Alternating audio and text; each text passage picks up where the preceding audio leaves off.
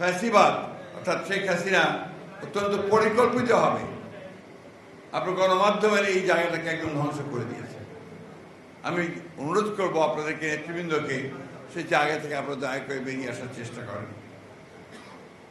আমি অত্যন্ত কৃতজ্ঞতার সঙ্গে স্মরণ করতে চাই আজকে এখানে যারা নেতৃত্বে আছেন এবং বিএফইউজে সবসময় আমরা কাঁধে কাঁধ মিলিয়ে ফ্যাসিবাদের বিরুদ্ধে লড়াই করেছি।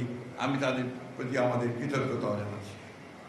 প্রিয় বন্ধুগণ, আপনারা জানেন যে এমন একটা সময় এখন, যে সময়টার জন্য গোটা জাতি অপেক্ষা করে আছে যে আগামী ফেব্রুয়ারি মাসে একটি নির্বাচনের মধ্য দিয়ে একটা গণতান্ত্রিক ব্যবস্থায় আমরা ফিরে যেতে সক্ষম।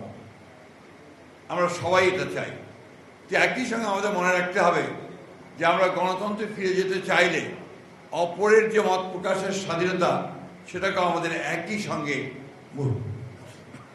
মূল্য দিতে হবে। কারণ আমি কিছুক্ষণ আগে কথা বলছিলাম কবি আই সিকদারের সঙ্গে, ঐক্য তো থাকবেই, মূল জায়গায় ঐক্য থাকবে, কিন্তু ভিন্নতা তো থাকবেই। এবং গণতন্ত্রের মূল কথাই হচ্ছে ওই জায়গায় যে আমি আপনার সঙ্গে একমত হব না, কিন্তু আপনার মত প্রকাশের স্বাধীনতাকে আমি অবশ্যই সেটাকে রক্ষা করব। দুর্ভাগ্যজনকভাবে আমাদের দেশে ভিন্ন মত পোষণ করলেই তাকে শত্রু মনে করা হয়, তার সম্পর্কে বিভিন্ন রকম আপনার যত রকমের আপনার মিথ্যা অপপ্রচার চালানো হয়। এই বিষয়গুলো থেকে আমার মনে হয় যে আমাদের সকলেরই একটু পেছনে বিরত থাকা উচিত।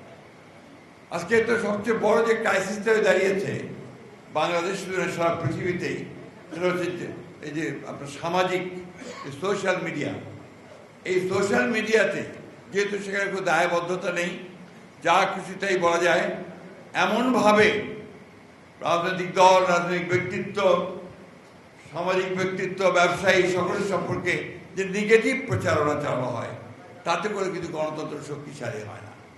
দুর্ভাগ্যজনকভাবে এখানে তারা এমনভাবে একটা প্রচারণা চালান যে বাংলাদেশে আজকে এটা একটা সমস্যায় দাঁড়িয়েছে, যেখানে আমার কাছে মনে হয় যে এক ধরনের আপনার এনার্কি, এক ধরনের একটা নৈরাজ্য সৃষ্টি করবার চেষ্টা চলছে। মব ভায়োলেন্স তৈরি করা হচ্ছে, মানুষের বিরুদ্ধে মিথ্যা প্রচারণা করা হচ্ছে, একজন মানুষকে ভিন্নভাবে প্রচার করা হচ্ছে, যা নিঃসন্দেহে আমাদের গণতান্ত্রিক যে যাত্রা, সেই যাত্রাতে কিন্তু আমরা বাধাগ্রস্ত হচ্ছি।